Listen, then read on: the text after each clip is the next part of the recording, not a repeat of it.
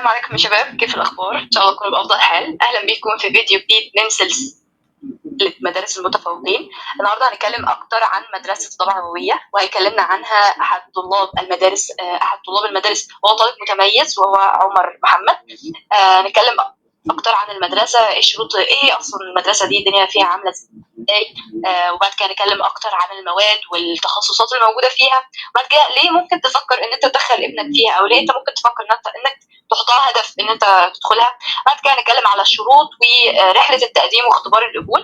هنتكلم اكتر عن الخريج بقى من المدارس دي، ايه مصيره، هل بيروح جامعه ولا هل يعني خلاص بيبدا انه يشتغل على طول.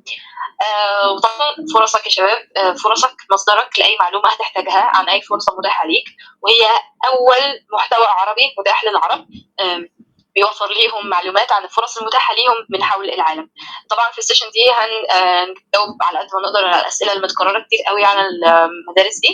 هنجاوب عليها بشكل، اذا كان انا هسال عمر في نص الكلام او هو هيجاوب عليها في الشرح. تمام. الفيديو هيكون متقسم، هيبقى متوفر اي حاجه هنتكلم عليها هتبقى متاحه في الوصف. ولو في اي سؤال اضافي انتوا حابين انكم تسالوه تقدروا تحطوه تحت في الكومنتات واحنا هنرد عليه. تمام. اهلا يا عمر، احكي لنا اكتر عن نفسك يعني بشكل عام. طيب، السلام عليكم يا شباب، ازيكم؟ عاملين ايه؟ انا عمر محمد من مدرسه الضبعه النوويه، مقبول مدرسه ستيم الغربيه ومقبول مدرسه الضبعه. بقالي في مدرسه الضبعه سنه، وانا من اسكندريه وعندي 16 سنه. نورتنا والله يا عمر، بجد بجد شكرا ليك ان انت قبلت بالفرصه دي، ويعني جيت هنا معانا النهارده في فرصك عشان تفيد غيرك بالمعلومات اللي معاك. كلمنا اكتر عن المدرسه بتاعت الضبعه النوويه، يعني هي ليها فروع ولا هي مدرسه واحده موجوده في مكان واحد؟ والمنهج بتاعها هي داخليه ولا لا؟ اي تفاصيل او حاجه حابب ان انت تعرف الناس عنها كمقدمه للمدرسه، احكي لنا عنها. طيب، مبدئيا نبذه عن المدرسه.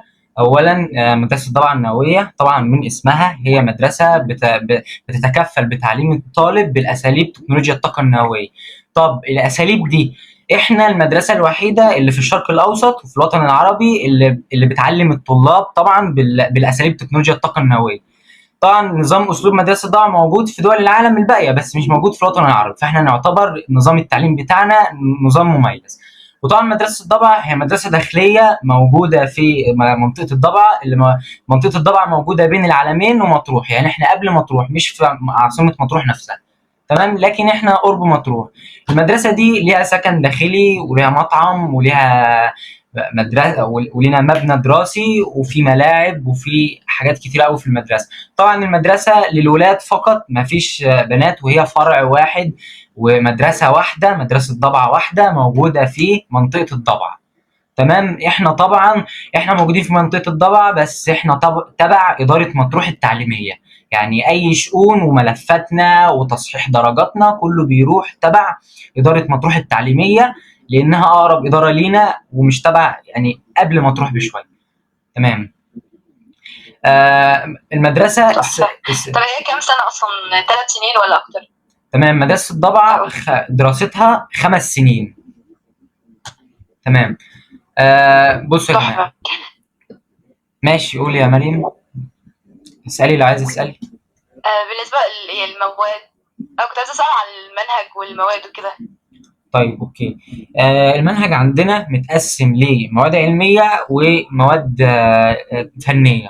طبعا احنا المدرسه اول ما بتخشها انت بتكون علم رياضه، مفيش ليك فرصه ان انت تختار ما بين علم علوم او علم رياضه. طبعا مفيش عندنا ادبي، فانت علم رياضه فقط، يعني ما بتدرسش احياء. ممكن تدرس احياء بس بيكون تبع مجال الطاقه النوويه. عندنا احنا طبعا بندرس بعض المواد بالانجلش، المواد العلميه بندرسها بالانجلش زي الماس والفيزيكس والكيمستري والانجليش نفسه. وعندنا طبعا ماده من تبع مواد تكنولوجيا الطاقه النوويه، دي ماده اسمها تكنولوجيا الطاقه النوويه، دي بندرس فيها المواد النوويه. دي بتكون بالانجلش برضو، بيكون عندنا دكاتره بتشرح لنا الماده دي، بيجي لنا دكاتره من القاهره يتابعوا معانا ويشرحوا لنا الماده دي. وعندنا بقى المواد الفنيه. ثانيه بس قبل ما انقل على المواد الفنيه، المواد العلميه بتاعتنا، في طبعا بندرس عربي، بس العربي ما بيكونش شبه ثانوي عام، بيكون عربي خاص بيه. برضو الانجليش نفس القصه، بيكون متقسم كتب ماشيين بنظام منهج معين بعيد عن ثانوي عام. بس الانجليش هيظل انجليش، باست كونتينيوس، المضارع البسيط، الحاجات دي كلها حاجات ممكن نتشابه في البعض منها مع ثانوي عام. تمام. والمواد العلميه طبعا بتاعتنا اللي هي الفيزيكس والكيمستري والماس دي طبعا شبه ثانوي عام بالظبط، يعني نفس المنهج ثانوي عام عندنا بس طبعا بالانجليش، يعني دراسه لغات. ننقل بقى على المواد الفنيه. طبعا المواد الفنيه هي اهم مواد في المدرسه وتعتبر عليها درجات عاليه جدا. والمواد الفنيه دي بتكفل انها تخرج طالب عنده كافه العلوم بجميع التقنيات والاساليب الفنيه، سواء بقى للبناء او للهندسه او لاي حاجه. احنا طبعا بندرس مواد فنيه، انت طبعا في سنه اولى بتدرس 23 ماده، ما تكونش لسه اخترت تخصصاتك. عندنا 3 تخصصات اساسيين مهمين جوه مصر وبره مصر. اول تخصص الكترونيات نوويه، تاني تخصص كهرباء نوويه، وتالت تخصص ميكانيكا نوويه. ال3 تخصصات دول مهمين بره وجوه، لان العالم طبعا بيحتاج ميكانيكيين ياما وكهربائيين والكترونيات. تمام. عندنا احنا نظام التخصصات عندنا كلها نظام باور، يعني مش نظام صيانه.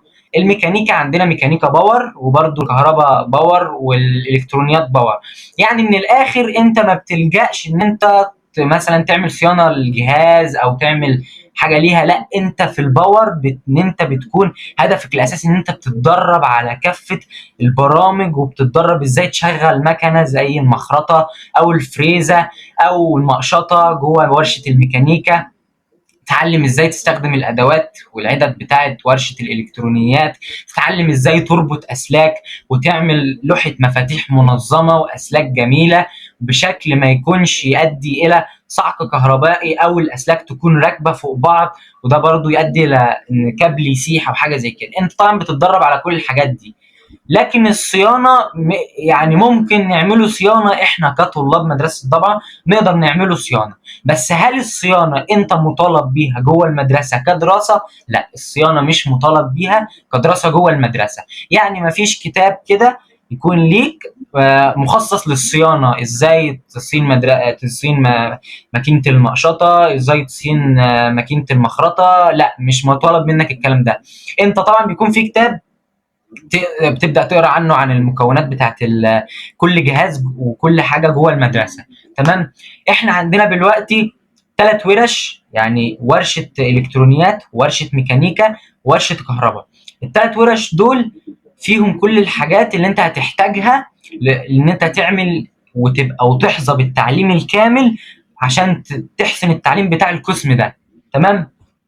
نرجع بقى اللي احنا كنا بنتكلم عليه، المواد الفنيه. طبعا عندنا مواد فنيه، في مواد فنيه كتير، منها علم المواد والرسم الفني والامن الصناعي وشويه مواد كده. يعني طبعا في سنه اولى بيكون 23 ماده، بعد ما تتخصص ان شاء الله هتبقى المواد قليله شويه.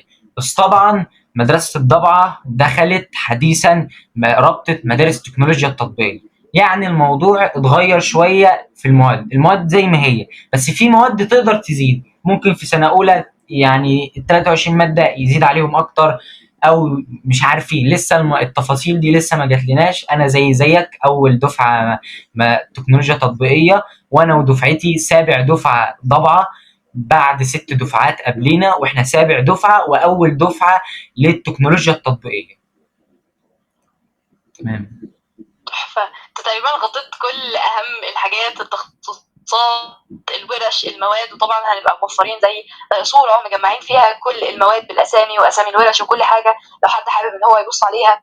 والصور دي كلها او البرزنتيشن هيبقى متاح برضو في الوصف، لو حد حابب ان هو مجرد يتفرج عليه كمان هيبقى فيه المعلومات بس بشكل ملخص. طبعا السيشن دي مهمة عشان بنحكي اكتر في التفاصيل. احنا كده تقريبا اتكلمنا على النقط في جزئيه ايه هي المدارس. متاح قدامي ان مثلا العلم مكان تاني او ان انا اتخصص فيه بعد كده مثلا لما ادخل الهندسه. ليه؟ قالته دلوقتي في ثانوي. تمام. ده من ليه بقى؟ ليه؟ وغير كمان يعني هي طريقه التدريس اللي فعلا بتفرق في انه العلم اللي انت بتدرسه ده بيفضل في عقلك، ده اللي بيخليه تمييز بينك وبين اي حد تاني ممكن يكون دارس نفس الحاجه لكن من المدرسين الاعضاء والمشرفين عليكم.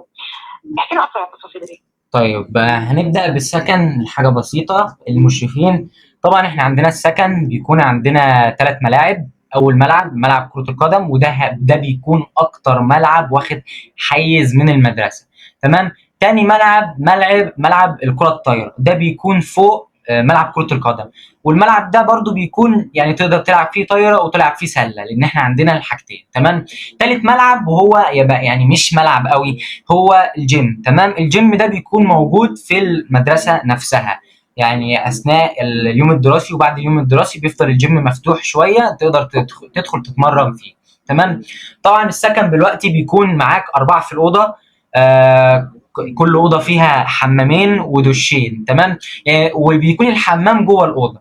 وطبعا الموضوع ده بيبقى مريح اكتر، والمدرسه بتكون موفره لك راحه ونظافه، وبنوفر لك خصوصيه. طبعا كل طالب بيبقى ليه دولاب وليه درج، وبيبقى كل اتنين طلاب بيبقى ليهم مرايه وتسريحه. مش عارف هل هتفهموا كلمه تسريحه. التسريحه دي حاجه كده بتحط عليها الفرش وفرشه السنان والحاجات بتاعتك، ولو عايز تحطها في الدرج بتاعك. نعم. ايوه عارفه يعني ايه تسريحه. طيب. وبيكون طبعا بيكون لك سراير موفرة شركة كير سيرفيس. دي بتكون كل واحد ليه سرير طبعا، وبيكون ليك ملاية، وبيكون ليك وش أو غطا للمخدة بتاعتك. وبيبقى فيه آخر كل أسبوع بتسلم الحاجة دي تتغسل ويجي لك حاجة جديدة. طبعا المدرسة تقدر إن أنت لو من حتة بعيدة، طبعا في زمايلي من سوهاج ومنيا والمناطق البعيده دي، فبيبقى متوفر ليهم ان هم يقدروا يباتوا، وبيبقى برضو ليهم الاكل والشرب كله على المدرسه والتعليم برضو. تمام. المطعم بيبقى مفتوح للجميع، وعندنا طباخين كويسين، والاكل بيكون ممتاز وبيتقدم بطريقه حلوه، وبيكون في ترابيزات. والحمد لله ان احنا بدأ يتفتح لنا التلفزيون. دي كانت حاجة لطيفة أنا حضرتها الصراحة. كان التلفزيون بيتفتح لنا في رمضان، وبدأ إن هو الأيام دي يتفتح كل يوم، يعني كل يوم بيبقى التلفزيون مفتوح. ممكن أنتوا في الأول كده وأنتوا سنة أولى داخلين ما يكونش تلاحظوا الحاجات دي، لكن هتبدأوا تلاحظوها مع مرور الوقت. تمام. نظام المدرسة. طبعا نظام المدرسة احنا عندنا نظام المدرسة. شكرا ليكي جدا.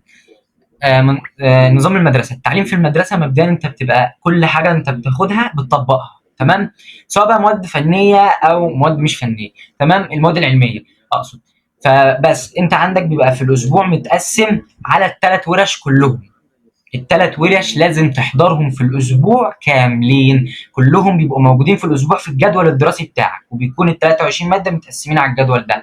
عندنا في المبنى الدراسي معامل كتيره: معمل الكترونيات، معمل فيزياء، معمل وقايه، وعندنا معمل علم مواد ومعمل رسم. بس ده ما بيبقاش معمل، ده بيكون يعني موفر لك ترابيزات تكون مناسبه ومريحه ليك اثناء الرسم الهندسي بتاعك. تمام.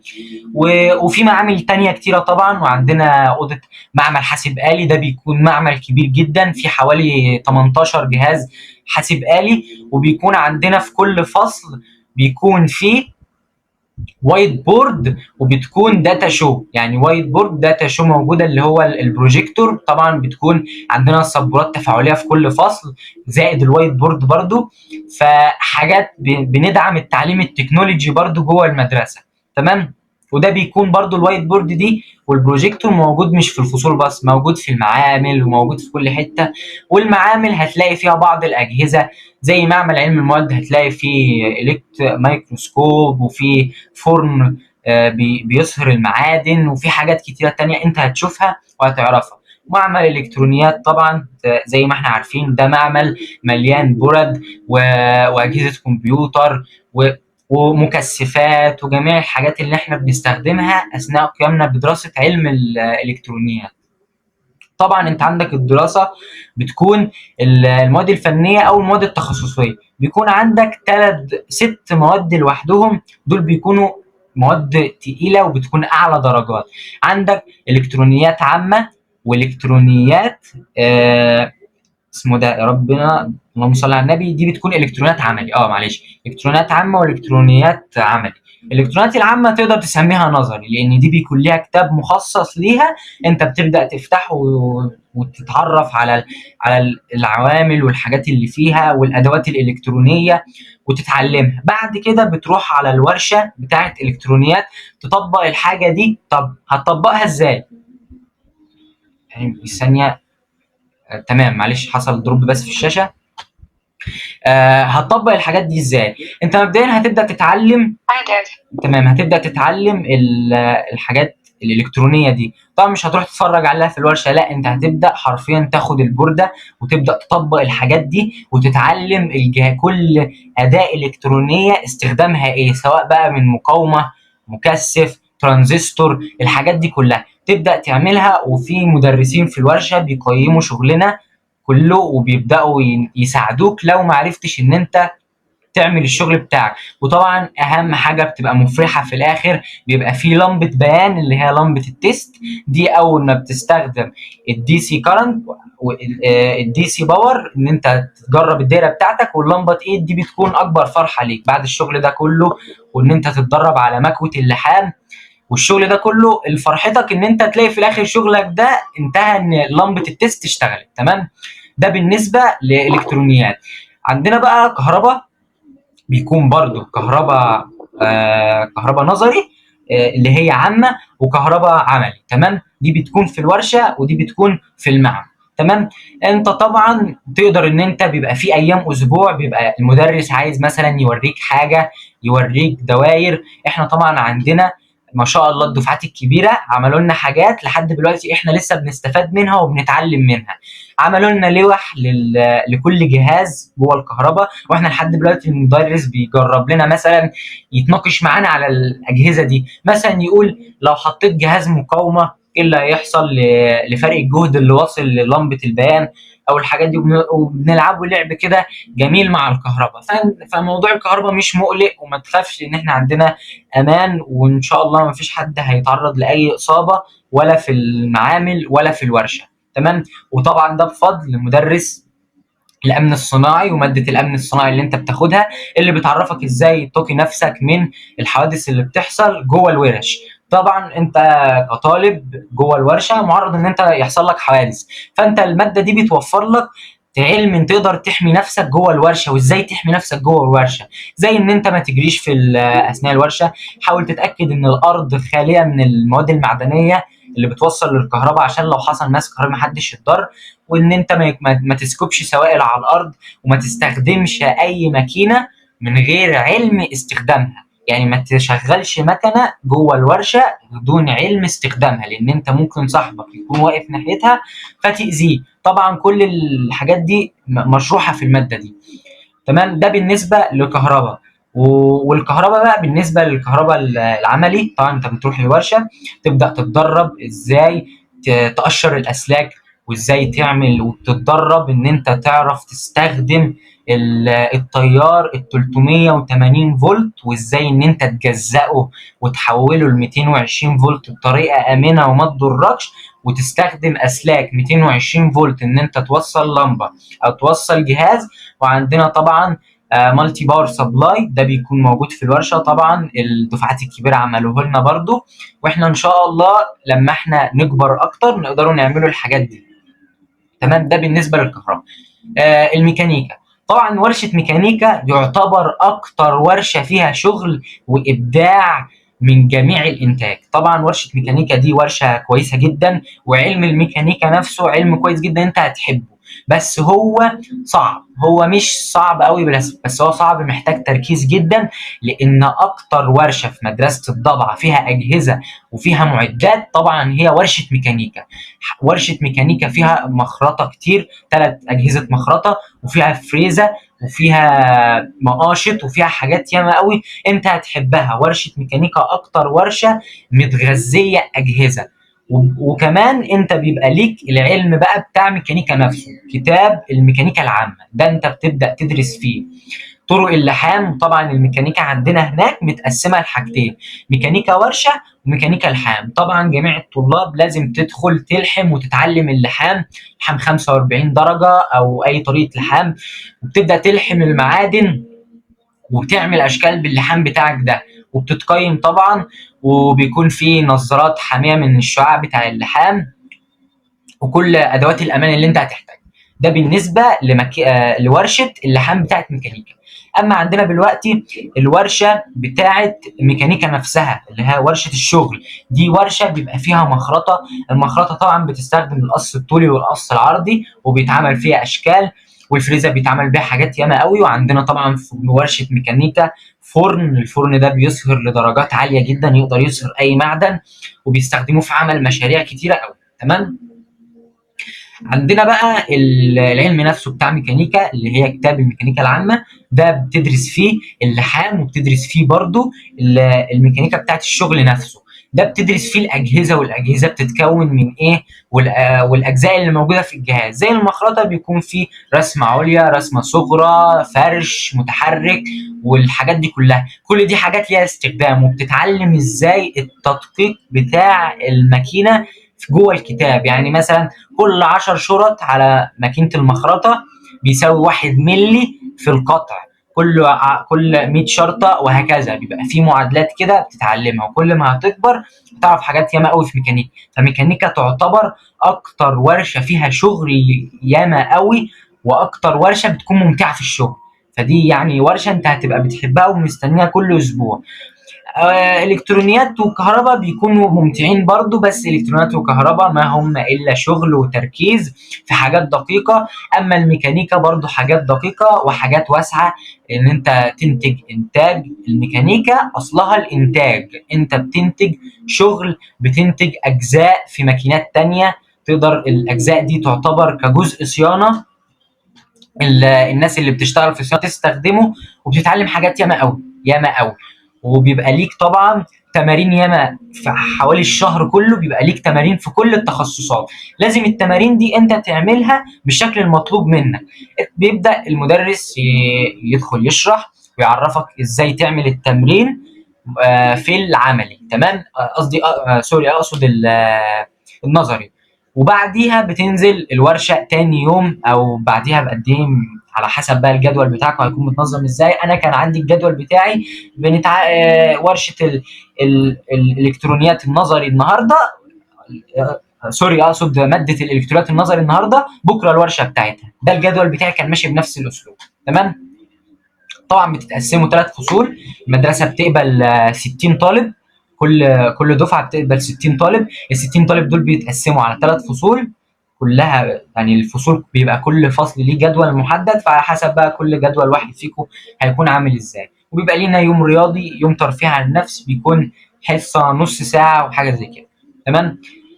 بس وعندنا ورشه جميله، هي تعتبر ورشه موجوده في المدرسه بس ما اتشغلتش لحد دلوقتي.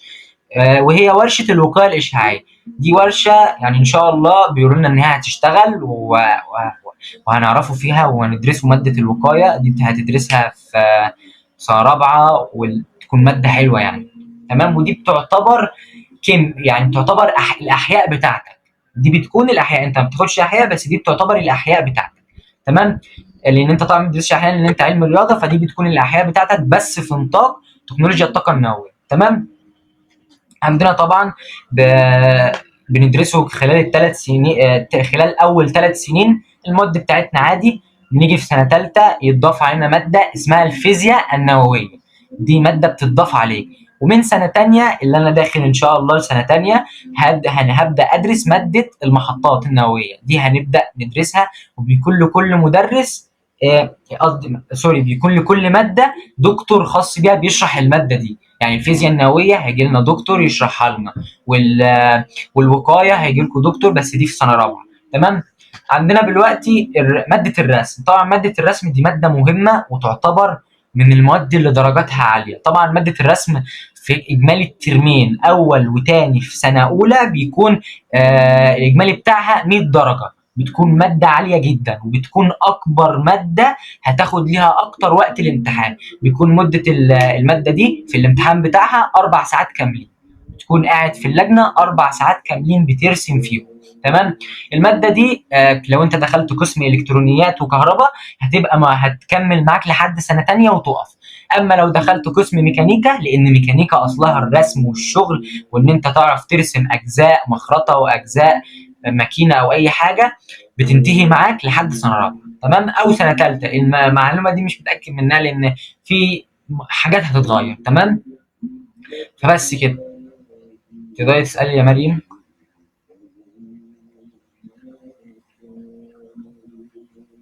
بجد بجد انت قلت كل حاجه، وكل حاجه كانت واضحه وباين ما شاء الله ما شاء الله ما شاء الله قد ايه. هي خيار رائع لاي حد فعلا مهتم بالموضوع ده، وبجد ما شاء الله عليك، ربنا يحفظك. باين قوي ان انت مهتم بالموضوع، ربنا يوفقك يا رب بجد. الحماس ده يفضل وتتخرج وتكون شيء عظيم باذن الله.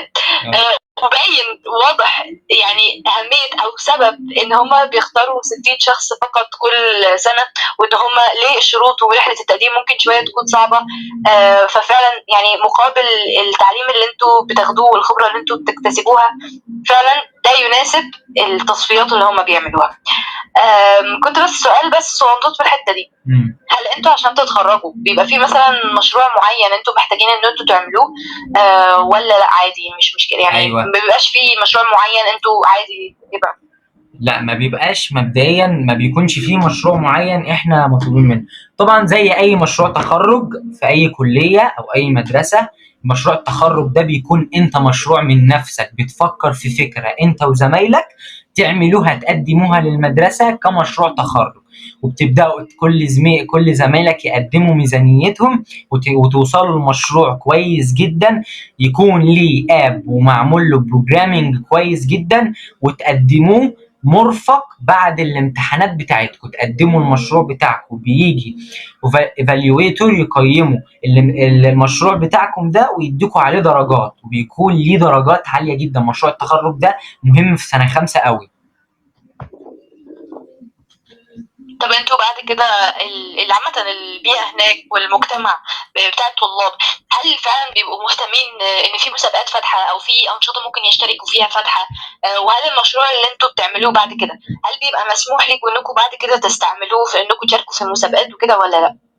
طيب، مبدئيا احنا طبعا عندنا مسابقات ياما قوي، وطبعا كتر خير ميس المكتبه بتاعه المدرسه بتاعتنا، دي اكتر مدرسه بتسعى ان هي تبلغنا بجميع المسابقات في الوقت بتاعها بالظبط، وبتبلغنا بالديدلاين بتاعها.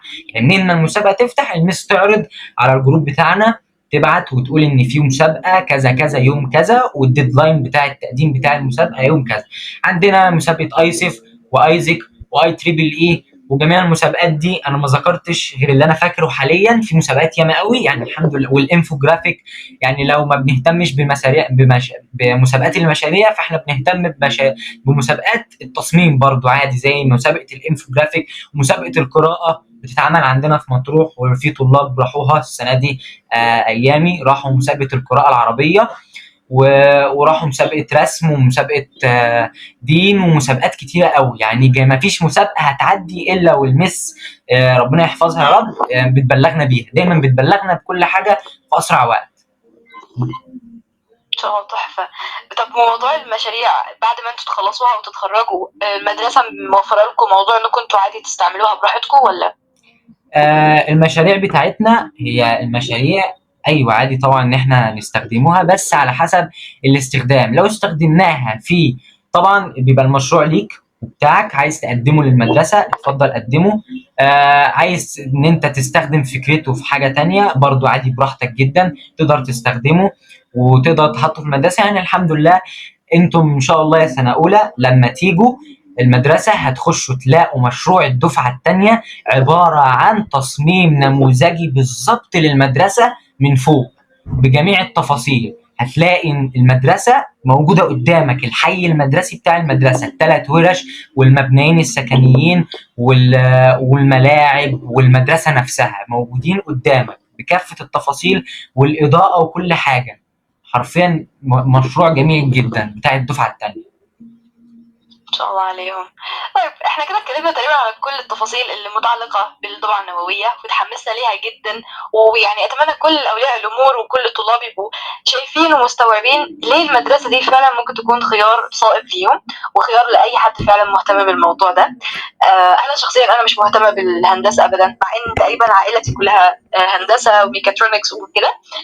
بس فعلا انا عرفت تفاصيل منك حلوة جدا وفهمت الموضوع اكتر وتحمست ان انا ابحث عنه حتى بعد السيشن.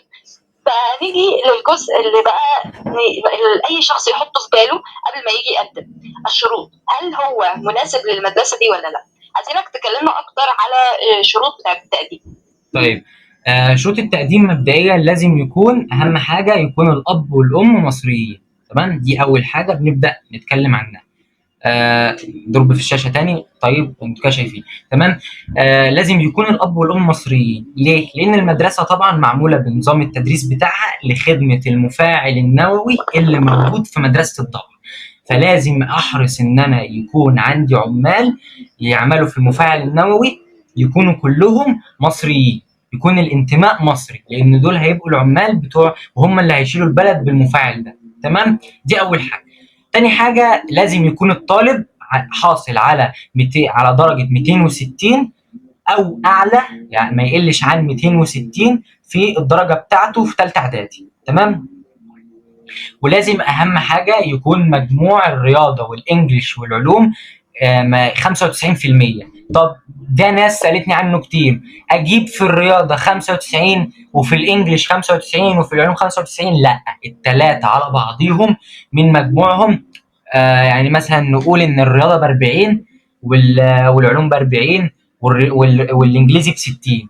كلهم كده عاملين كام؟ عاملين مش عارف، حوالي كده 40 80، حوالي على حسب بقى كام، ان انا دماغي واقفه دلوقتي. تمام، ده المجموع الاساسي بتاعهم الثلاث مواد كلهم. ثلاثه مجموعهم الاساسي زائد 40 زائد 60. تمام، انا دلوقتي اجمع الدرجه اللي انا جايبها، اشوفها من التوتال، اقسمهم على الدرجه التوتال كلها واضربها في 100، طلع لي 95 او ازيد كده، انا محقق الشروط. تمام، طبعا لازم ما يزيدش الطالب عن 18 سنه، ولازم تكون الشهاده الاعداديه بتاعتك من نفس السنه بتاعه التقديم. يعني انت مثلا التقديم فتح سنه 24 السنه بتاعتنا، لازم تكون حاصل على الشهاده الاعداديه بتاعه 2023 2024. طب انت يا سيدي مثلا حبيت ان انت تريح سنه ومعاك شهاده من بتاعه 2022، للاسف مش هينفع، لان انت ساعتها هتكون عديت ال 18 او ممكن ما تكونش عديت، بس ده شرط المدرسه طالباه. تمام، وطبعا انت بتسجل على الموقع. تعالوا دلوقتي نقولوا التسجيل على الموقع. مبدئيا يا جماعه لما الضبع دخلت رابطه المدارس التكنولوجيا التطبيقيه، الموضوع بدا يتغير في كافه النواحي. تمام، بدا يتغير في حاجات كتير، اولهم التعليم هيبدا يتغير. يعني انت هتيجي معانا في شهر 10 هتشوف تغيير جذري حرفيا في المدرسه. تمام، وعندنا برضو التقديم بتاعك. طبعا احنا كان في رابط بيبقى فيه 3 تقديم للمدارس: مدرسه عين شمس ومدرسه المتفوقين في العلوم والتكنولوجيا ومدرسه الضبع. مدرسه الضبع اتشالت من وسطهم واتحطت في مدارس التكنولوجيا التطبيقيه على الموقع الوزاره بتاع التربيه والتعليم الفني. تمام، فانت دلوقتي هتخش تقدم على الموقع ده دلوقتي في كافه المدارس. ودي تغيير حصل مش في الضبع بس عشان دخلت التطبيقيه، لا ده حصل في كل بقوا التقديم بالبريد الموحد. ايه هو الايميل الموحد؟ الايميل الموحد ده بيكون الايميل المدرسه عاملاه وانت بتكون عامله اول ما تدخل اولى اعدادي. ده لازم الايميل بتاعك يكون معاك وكلمه السر بتاعك. تمام، وتروح المدرسه. لو الكلام ده مش معاك تروح المدرسه تطلب منهم البريد بتاعك والايميل الموحد وكودك، لان الكود ده مهم وهتستخدمه. هقول لك انت هتستخدمه فين دلوقتي. تمام، فتروح تطلب من المدرسه بتاعتك الطلبات دي كلها عشان تعرف تقدم. التقديم هيقفل بكره ان شاء الله يوم 15، فانت لازم تلحق تقدم. اول ما بتخش الموقع بتاع مدرسه التكنولوجيا التطبيقيه بتدخل البريد الموحد بتاعك وكلمه السر بتاعتك. وطبعا في بعض الناس بيقابلوا كلمه معاينه ومش عارفين يعملوا ايه. طبعا يا صاحبي انت مالكش دعوه بده، ومالكش دعوه بالبتاعتين السود اللي بيبقوا فوق وتحتيهم بتاعتين زرق. دي معلومات، انا يهمني اللي تحت. هتنزل تحت هتلاقي ال 26 مدارس تكنولوجيا تطبيقيه على مستوى مصر. هتبدا ترتب ازاي؟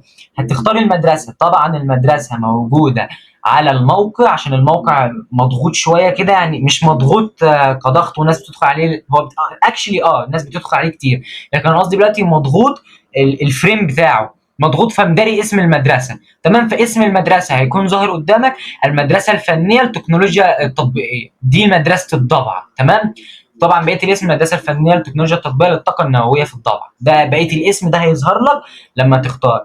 هتروح ناحيه اليمين، هتعمل كده سكروب ايدك اصبعك كده ناحيه اليمين، هتلاقي اختيار.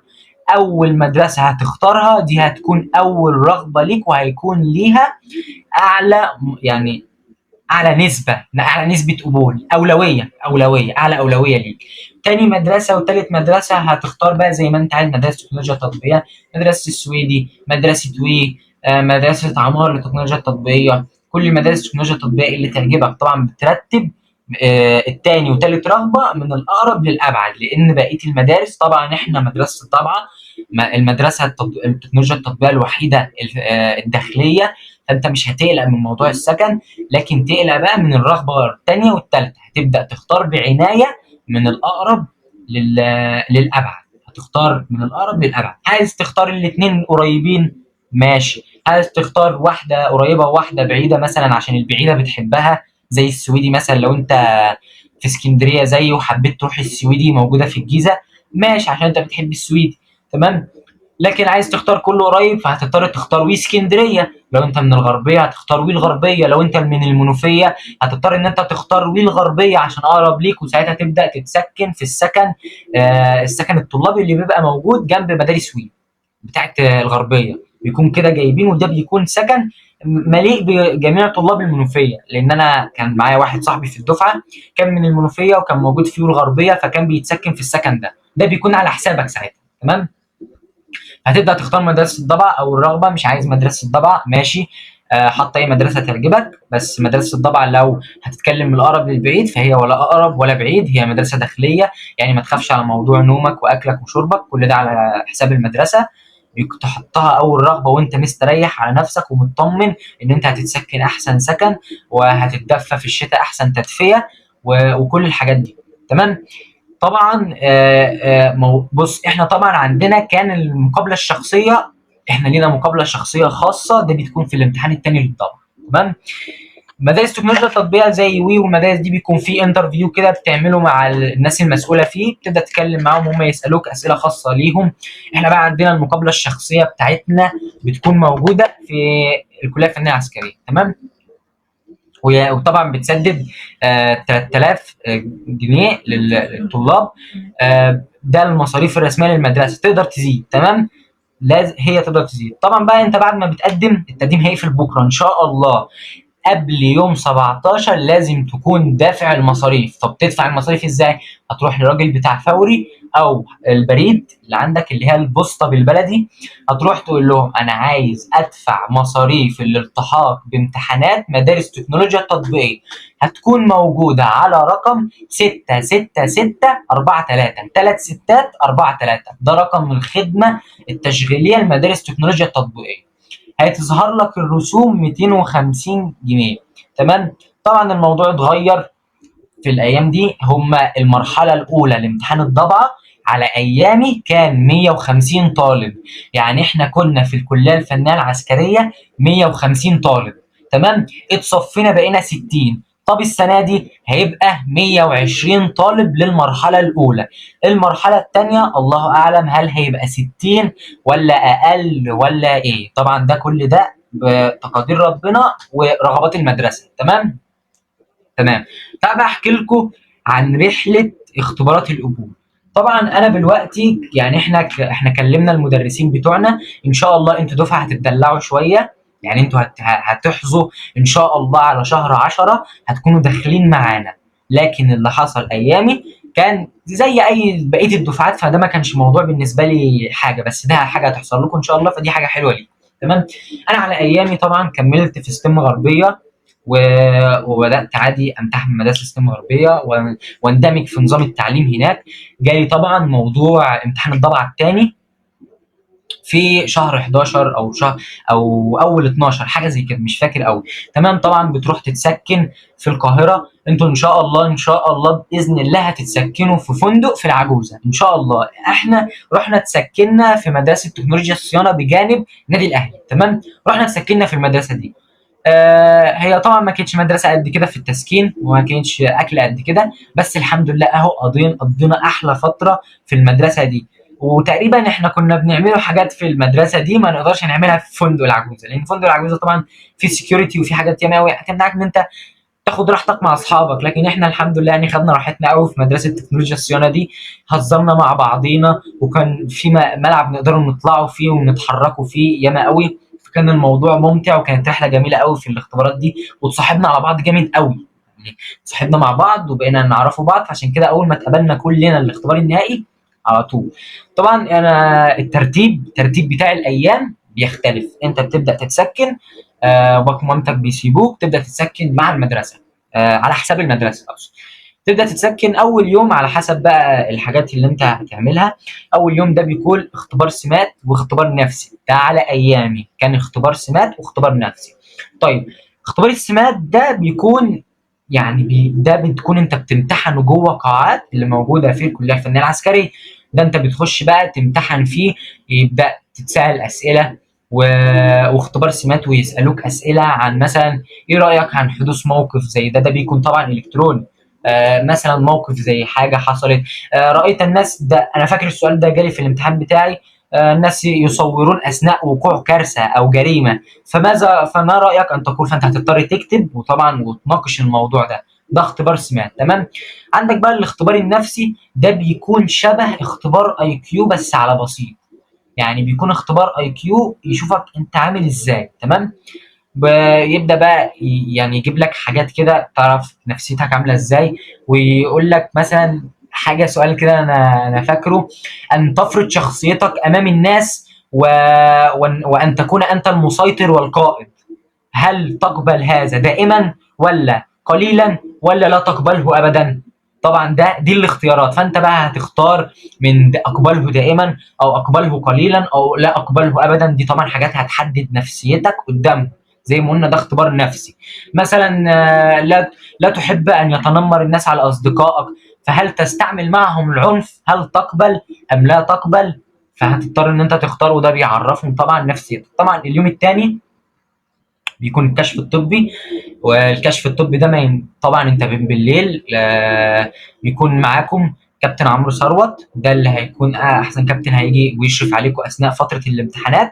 ده هيكون معاكم وهيعرفكم ان طبعا ايام الاختبار الطبي، يوم الاختبار الطبي ليلته ما ينفعش ان انت تاكل، هتوقف اكل وهتروح صايم. لان يوم كشف الطبي بعد ما تخلص الكشف الطبي بتاعك هتروح على طول تحلل الدم. وطبعا اهم امتحانين موجودين في الاختبار الثاني للضبعه: الكشف الطبي وكشف الهيئه. تمام. الكشف الطبي ده بقى بتكشف على كل حاجه في جسمك حرفيا، ما بيسيبوش فتفوته في جسمك الا يكشفوا عليه. جلديه، عظام، طول، وزن، تحاليل طبيه. لازم تكون صايم حرفيا، لازم تكون صايم. وبيكشفوا على القلب والكلى، وبيكشفوا على دوره الدم في جسمك، وبيكشفوا على كل حاجه. كل حاجه حرفيا. تاخد منك عينات دم، يكشفوا عليك، يشوف عندك مريض سكر، يشوفوا هل في نسبه نيكوتين في الدم كده. اختبارات بول بقى واختبارات حاجات ياما قوي. يعني انت اليوم الطبي ده هيكون يوم مرهق بسبب الحاجات اللي هتحصل لك يمين. هي مش حاجات يعني بتكون وحشه ولا بتكون حاجات صعبه، بس هي يوم هيبقى مرهق شويه لان انتوا هتتنقلوا. بيبقى في اتوبيسات على حساب المدرسه بتنقلكم، لان في حاجات جوه الفنيه العسكريه ما بتبقاش موجوده. زي المعمل التحاليل ده بتضطر ان انت تروح لحته بره وبقى وتاخدوا رحله بقى في القاهره، تتنقلوا من مركز طبي لده المركز ده. وبيتعمل لكم برضو اختبار سمع واختبار رؤيه. والناس اللي نظرها ضعيف بيتقال لهم البس نظاره. ومفيش واسطه. مبدئيا مفيش واسطه. محدش يلعب في دماغك ويقول لك ان في واسطه. لا يا حبيبي، احنا مقبولين، مفيش حد فينا ولا واسطه ولا الكلام ده. الكلام ده انا كنت بسمعه زيك ايام لما كنت راغب وكنت بصدقه وبخاف منه، لان انا ساعتها ما كانش بايدي حاجه. لكن لما رحت هناك الكليه الفنيه العسكريه واتقبلت الحمد لله وشفت نظام المدرسه ومعلومات كتير قوي عن المدرسه، اقدر اقول لك بقلب جامد ان مفيش واسطه، وما تخوفش نفسك من الكلام ده، ولا تخوف نفسك من الاختبار الطبي وان انت عندك مرض والحاجات دي كلها. لا ما تخافش خالص. انت عايزك ان انت تلتزم، تكون واثق بنفسك وتجاوب السؤال على قد المطلوب منك. انت مش رايح تهزر رايح تلعب، انت بتقابل ناس دكاتره ورتب، دكاتره رتب، فلازم تحترمهم، تديهم احترام، واللي انت هتحترمه هناك هو كمان هيحترمك. فدي ناس عاليه، ما ينفعش ان انت تستهزأ بيهم، تجاوب السؤال على قد المطلوب منك. بتعاني من الضعف يا ابني؟ يا باشا بعاني من الضعف، ولا بلاش بقى مستر بالحاجات دي، بلاش، عشان الحاجات دي مش كويسه ومش بتليق بالناس دي. لازم تعاملهم باشا، وتكون تتكلم معاهم باسلوب راقي زي ما هم هيكلموك باسلوب راقي برضو ساعتها. فما ينفعش الانسان يلاقي منك معامله وحشه وانت تزعل لما تلاقي منه معامله وحشه، لا لازم تتكلم باسلوب راقي، هم هيكلموك باسلوب راقي وهيعاملوك بمعامله حلوه. فانت ما تقلقش من الموضوع ده، تمام. بس فهو ده مش، وهتجاوب طبعا زي ما قلت لك الجواب على قده، تمام. وطبعا بيبقى فيه يومين راحه، بيبداوا بقى لو في ناس عايزه تعيد كشف طبي مثلا، عينه الدم ما باظت ما دخلتش الثلاجه، يبداوا بقى يقولوا الناس دي. بس هل انت لو اسمك اتقال من نص الناس دي هل انت راجل وحش؟ لا انت مش راجل وحش، انت بس حصل خلل وهتتجاب تاني. لا ده انت كده ربنا اداك فرصه. يعني مثلا لو كان عندك مثلا حاجه في معدتك بايظه ساعتها، او حاجه ممكن مثلا لما تاكل وتشرب تتحسن اكتر، فتروح ساعتها يبقى الاختبار بتاعك احسن. فانت ما تخافش، الموضوع ده خير خير ان شاء الله، تمام.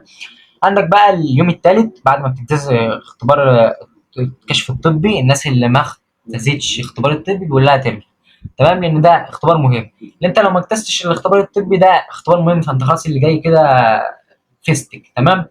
عندك اليوم الثالث الاختبار اللياقه البدنيه، ده بيكون كرباج. يعني ايه كرباج؟ اقول لك دلوقتي. نصيحتي ليكم، انا عن نفسي كنت قاعد في السكن، كنت طبعا مشغول بالمذاكره، كنت بذاكر للجورنال بتاعي اللي موجود عندي في ستيم، وبذاكر للحاجه بقى، والامتحان الفيزيكس اللي هرجع الاقي ميس الفيزيكس عاملاه، وبرزنتيشن الدراسات اللي مطلوبه مني. الحاجات دي ما يعني انا ما نزلتش احاول احرك رجلي وادرب نفسي عشان اليوم ده. فللاسف اليوم ده انا اتفاجئت بنفسي ان انا بنهج فيه مش قادر اجي، بس الحمد لله عدت على خير وخدت فتره تانية. فتره اولى هي بتبقى متقسمه في الجري، فتره اولى وفتره تانية وفتره ثالثه، تمام. موضوع حمام السباحه اتلغى، كنت فاكر ان انا هلاقيه بس هو اتلغى خلاص. بقاش ان انت تقفز قفزه ثقه من على 150 متر، لا انت دلوقتي بتعمل وثب. الوثب ده عباره عن ايه؟ بتقف كده على خط ابيض، وبيكون متقاس قدام الخط الابيض ده اللي هو خط البدايه، قدامه خطوط كتيره، ما بين كل خط وخط ده كده متر مترين، وما بين بقى المتر والمترين ده انصص بقى متر ونص، متر وربع، متر وثلاث ارباع، والمترين كده، تمام. انت بتنط بيكون ليك محاولتين، وطبعا المحاولتين بيتم تسجيلهم، بياخدوا اعلى محاوله، تمام. مثلا اول نطه كنت داخل كده متحمس، كنت نطت نطه عاليه، جابت ايه؟ جابت متر و80 كده، جابت 2 متر، بيسجلوها. جيت النطه الثانيه، محاولتك دي لازم تجربها، لا لازم تعملها. جيت في النطه الثانيه نطيت جبت متر، هياخدوا لك المترين، معلش هياخدوا المترين، هياخدوا العالي، تمام، فما تقلقش، تمام. بعد ما بتخلص بيكون في سباق، بيوقفوكوا على التراك، في 6 اشخاص، انت بتكون السادس، بتجروا والاسرع فيكم. فانت ما تقلقش لو جبت حاجه. انا تقريبا لان انا اليوم ده قلت لكم ما كنتش محضر خالص جسمانيا، فجبت اللي قبل الاخير، يعني جبت الخامس. طب عادي، قبلت الحمد لله ولا حصل اي حاجه. ومش عايزك تتوتر ايام اختبارات القبول، ولا تزعل، ولا تقول انا جبت كذا. اهم حاجه تركز في كل يوم على اليوم اللي بعده، تمام. اليوم الرابع نفس الاختبار اللي انت اختبرته في الاداره بتاعتك، تمام. بتقعد، بس ده هيكون صعب شويه، تمام. طبعا انت هتاخد اختبار انجليزي ايه عالي، اختبار انجليزي ما شفتوش، 45 سؤال في 25 دقيقه، لازم تحل على قد ما تقدر باسرع طريقه، حرفيا امتحان بنفس مستوى توفل وإيلتس. يعني مش عارف الامتحان ده ازاي، بس الحمد لله جبت تقريبا في الامتحان ده، بعد ما بتخلص بيطلع لك نتيجه طبعا، جبت في الامتحان ده 45 من 75، من ايوه من 75، ما شاء الله. ساقط الحمد لله يعني، او مش ساقط، معدي النص تمام. وبقيه الامتحانات بقى بيكون عندك اي كيو والعلوم والرياضه، واسئله الرياضه والعلوم دي بتكون حاجه حلوه. نصيحتي بقى في العلوم بقى بالذات، لازم في العلوم تقرا عن تكنولوجيا الطاقه النوويه قبل ما تدخل. العدد الذري لليورانيوم، عدد الكتلي، الحاجات دي جات لنا في الاختبار احنا كنا فشله، يعني ازاي داخلين مدرسه نوويه وما قريناش عن الحاجات دي؟ عندنا منها الحمد لله ما شاء الله.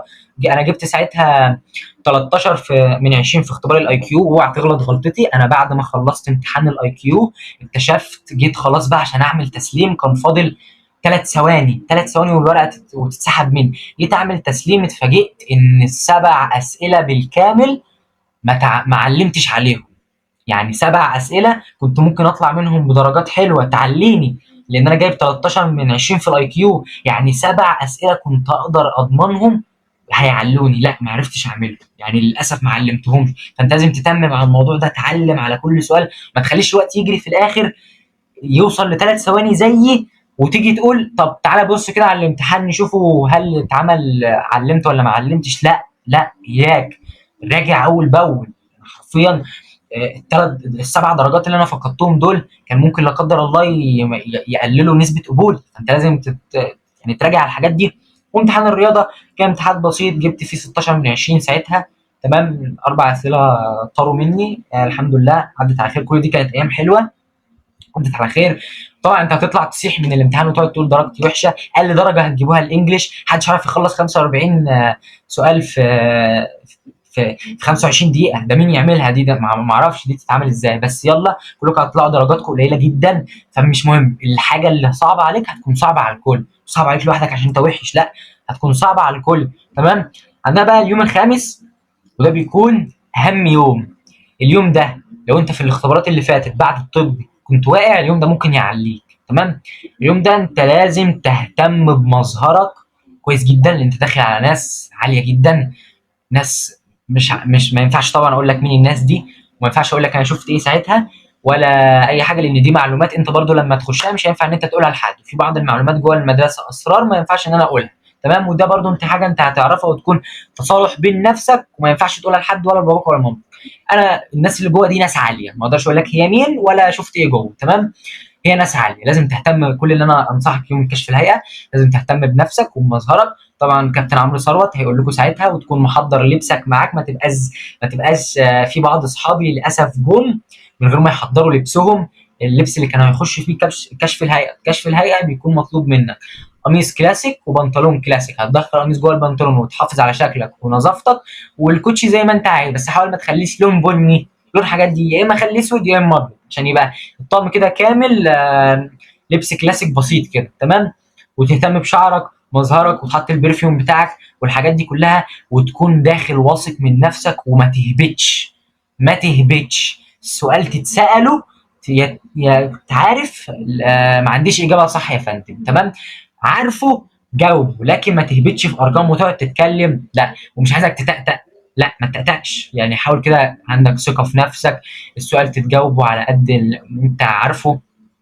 هو بيبقى قدامهم شاشه بيقيموك بيها، بيكون يعني عارفين كل حاجه. فانت ما تحاولش تهبد، لان هو مش، ما تفكرش ان انت طالما هبت هو مش هيلاغيك في الكلام، لا يا حبيبي، ده يعلم حاجات اكتر مني ومنك. فانت لازم تحترمه برضه، واوعى تفكر انه مش هيسمعك لما تدي رقم كده في النص، ترمي رقم عبيط، لا هيعرف طبعا وهيسالك ايه الرقم ده وانت جبته منين ودورت عليه، ويبقى شكلك وحش ساعتها. فما بلاش، المعلومه اللي تعرفها تقولها، اللي ما تعرفهاش ما تقولهاش تمام. بس بعد ما بتخلص الانتهاء من الحاجات دي كلها بتكون رحله كويسه جدا. انا قضيت في الرحله دي الكليه الفنيه العسكريه، قضينا اسبوعين الحمد لله، خلصنا الحاجات دي كلها ورجعنا الحمد لله، كل واحد رجع. فبس كانت فتره كويسه. ان شاء الله نعمل في تصفيات رهيبه. وفعلا كان افضل خيار ان احنا كنا نبدا في الاول نتكلم على ميزات المدرسه وكده، عشان نعرف في الاخر ليه فعلا تستحق كل التصفيات دي، وليه فعلا ال60 شخص دول هم دول المميزين تمام. تحفه. انا بس كان في عندي كام سؤال بالنسبه الاسئله اللي هم ممكن يكلموك عنها او يسالوك عنها في المقابله يعني. قول لي بس عناوين هتبقى عن انهي مواضيع؟ طيب الأسئلة مبدئيا أنت بتتسأل أول حاجة، معرفش بقى على أسلوب النظام أو السؤال اللي أنت تسأل بيه طبعا بيتغير كل سنة. أول حاجة هم بيبدأوا يلاحظوا ثقتك بنفسك. ممكن تلاقي نفسك مسؤول أسئلة، مثلا أسئلة كده بسيطة، يعني مثلا أنت جايب مجموع كام في تالتة إعدادي، آه، الحاجات دي، ومحافظتك ايه، وانت مدرسة ايه، والكلام ده كله بتتسأل نهاية المقابلة. بتدخل سلام عليكم وهكذا. عناوين الأسئلة بقى اللي انت بتتسألها، احنا في بعض الأسئلة طبعا مختلفة. مفيش غير احنا كنا ال 150 متقسمين تقريبا 14 مجموعة، انا كنت المجموعة السادسة. فاللي قبلي اتسألوا أسئلة غريبة، أسئلتهم اتكررت في مجموعة واحدة بس. ده اللي حصل بس. فانت ما تكونش داخل حاسس ان انت هتغش، لا يا حبيبي، انت الاسئله بتتغير جوه وبتتسال حاجات جديده كل مره، سؤال جديد. تمام. احنا طبعا انا مجموعتي اتسالت محطه الزعفرانه، محطه الرياح موجوده فين؟ قلنا لهم في اسوان. موجوده هناك عشان تجمع الرياح والكلام ده كله، اكتر حته فيها رياح اسوان. وهكذا اتسالنا نسب، طبعا ما عرفناش النسب. محطه الزعفرانه بتساهم قد ايه من من الكهرباء في مصر؟ نسبة طبعا ما ينفعش تفتي. ولازم تكون عارف ان المفاعل المصري بتاعنا اللي في الضبعة، الوحدة المفاعل الواحدة بتطلع 4800 ميجا وات. تمام. دي المعلومة الصح اللي احنا احترنا فيها في ايه؟ في ليلة الامتحان، ليلة كشف الهيئة. تمام. دي المعلومه لا يقول لك بقى 4200، 4000. دي ارقام ماشي، على حسب بقى الوحده ساعتها كانت بتنتج قد ايه وعمل العمال جوه الوحده. لكن الرقم الرسمي واللي ان شاء الله لما المفاعل يشتغل هيتعمل، الرقم هو 4800 ميجا وات. ده كده داتا شيت. تمام. انت لما ماسك مثلا ورقه عن مدرسه الضبعه، بتسمع ان هي 5 سنين 60 طالب. ممكن انت اول ما تتقبل دفعتك تتقبل 75 طالب، عادي، عادي جدا، ده برغبه المدرسه. المفاعل الاصلي بتاعه القدره بتاعته 4800 ميجا وات. تمام. طب المفاعل اشتغل لقيناه طلع 4900، طلع 5000، طلع 4200، عادي، عادي جدا، طبيعي جدا. ده حاجات وجهد عمل وجهد اقتصاد احنا لا علم بيه، فدي حاجه عاديه جدا. تمام. فدي مش حاجه مستحيله تسمعها من صاحبك وتتخانقوا معاها. تمام. وفي ناس اتسالوا مثلا الهيدروجين الاخضر، طبعا هو من اسمه اخضر فهو بيستخدم في الحاجات السلميه للبيئه والحاجات دي كلها. تقدر تبحثوا عنها طبعا من دلوقتي، الهيدروجين الاخضر ومحطات الزعفرانه ومحطه الرياح ومحطه الامواج والحاجات دي بتساهم بنسبه كهرباء قد ايه في مصر. وممكن تتسالوا برضو محطه الزعفرانه بتطلع كام ميجا وات في كهرباء، عادي جدا ممكن تتسالوها. فانتوا تسرشوا الحاجات دي، ما لكم الا السيرش. وفي ليله الامتحان تعملوا سيرش عن ليله، قصدي كشف الهيئه، تعملوا سيرش عن المفاعلات، مفاعل الضبعه والحاجات دي كلها. تمام. مفاعل الضبعه طبعا من الجيل الثالث، دي حاجه لازم تكون عارفها. احنا المفاعل بتاعنا جيل ثالث. وتعرف بقى انواع المفاعلات، مفاعل ماء ضغط خفيف ومفاعل بريشر ووتر والحاجات دي كلها، فانت لازم تعرفها. تمام. فدي حاجات مهمه برضه، ودي عناوين. تحفة، انت غطيت كل الحاجات المهمة جدا، وتقريبا دي يعني ممكن تكون اغلب الاسئلة اللي هتجيلنا عليها تتمحور حولها. ما شاء الله عليك، ما شاء الله عليك، ما شاء الله عليك، ومبارك. يعني مش عارفة ازاي الناس مش كل يوم تقول لك مبروك ان انت اتقبلت في المدارس دي. ربنا يحفظك يا رب انت وباقي الدفعة اللي معاكم. واخر حاجة خالص معانا، وده اكتر جزء بيفرق مع او سوري مع اولياء الامور، وهو خريج مدارس الطبعة النووية بعد ما بيتخرج. ايه الخيارات المتاحة قدامه؟ هل ممكن ان هو يكمل دراسة ولا لازم يشتغل بعدها على طول؟ طيب تمام. مبدئيا مدرسه الضبعه الشهاده بتاعتها دبلوم 5 سنين. تمام. انت دي الشهاده القديمه بتاعتنا.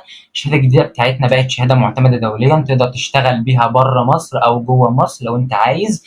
ما بتكونش محجمك على حاجه، لان انت ساعتها تعليم المدرسه زائد التعليم اللي انت هتاخده ان شاء الله من تعليم تكنولوجيا، اسمه ده التكنولوجيا التطبيقيه. انت كده خلاص، انت بقيت طالب جاهز للعمل في المصانع، متعلم ازاي تدير المصانع، وازاي تتعامل مع الاجهزه، وازاي تقدر تستغل الموارد المتاحه في حل المشكلات والصيانه. تمام.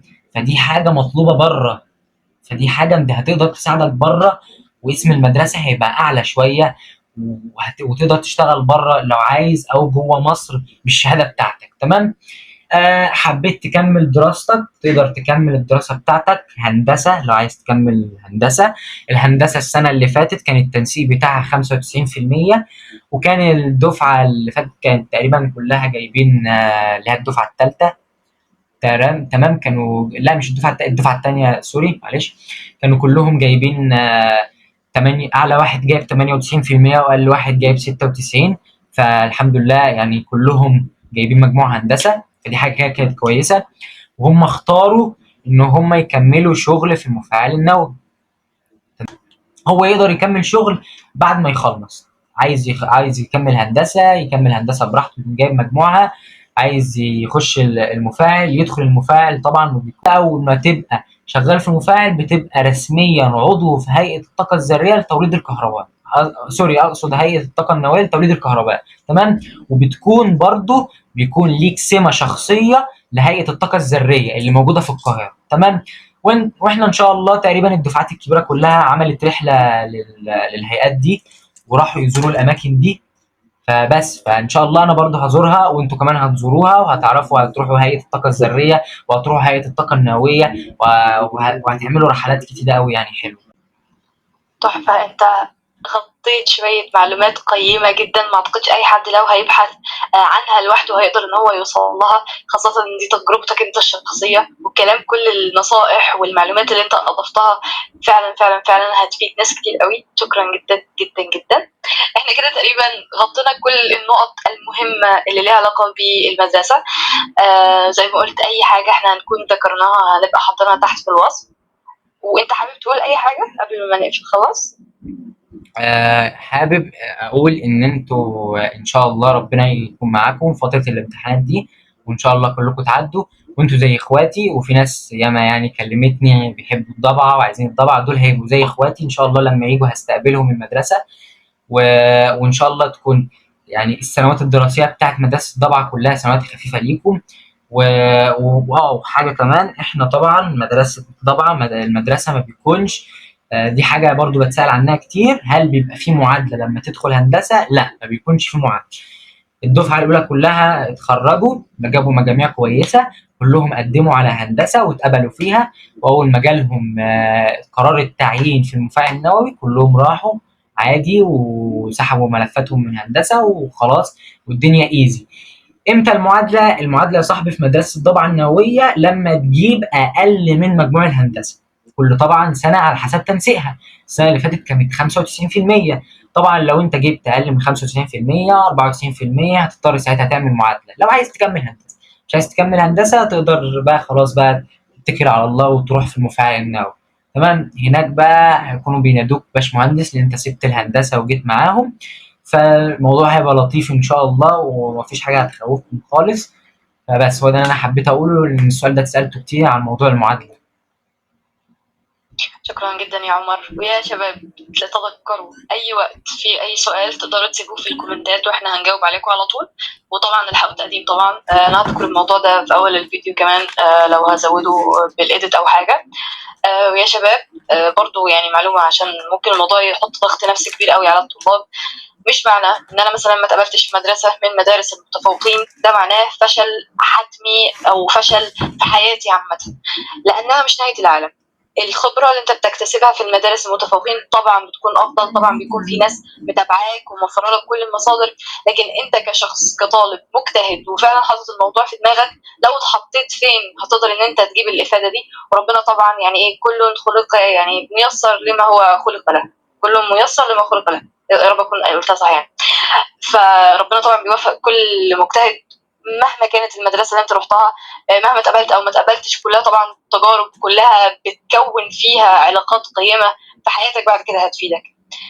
ويا شباب اتمنى يعني انكم دايما تكونوا متذكرين، دايما تقدروا تفيدوا غيركم وتساهموا في افاده غيركم عن طريق المشاركه، عن طريق الاشتراك، وعن طريق اللايك. وشكرا قوي قوي قوي قوي قوي يا عمر. ومجهود مجهود جبار. وفعلا شكرا على الحصه دي، شكرا ان انت وافقت تحضر معانا النهارده، ايوه، وشكرا على مجهودك كله كله. بفضلك. مريم يا جماعه دخلت لي، وانا دخلت لها لان انا سمعت ان هي كانت عايزه حد طبع، وانا قدمت لها نفسي ان انا جاهز ان انا اساعدكم، واهم حاجه ان انتوا تستفيدوا، ان انتوا زي اخواتي، وانا حبيت ان انا اقدم حاجه للمدرسه يعني تسهل لكم، واجاوب على كل الاسئله في السيشن دي مهمه، تقدروا تسمعوها في اي وقت وتعرفوا مدرسه الضبع، وانا الحمد لله غطيت لكم معلومات كافيه تقدر تكفيكم لقدام. ان حصل تغيير طبعا ان شاء الله ان عشنا انا وانتم هقدر اعمل برضو زي السيشن الحلو ده، واعرفكم برضو ايه الحاجات اللي جدت والحاجات اللي اتغيرت وكانت ازاي قديما وبقت ازاي حديثا، وان شاء الله ابقى معاك. شكرا يا عمر، والتوفيق لك باقي سنين دراستك ان شاء الله، يعني يا رب. ربنا يوفقك في حياتك. وبس يا شباب، مع السلامه. نعم. قفلت. ثانية هقفله.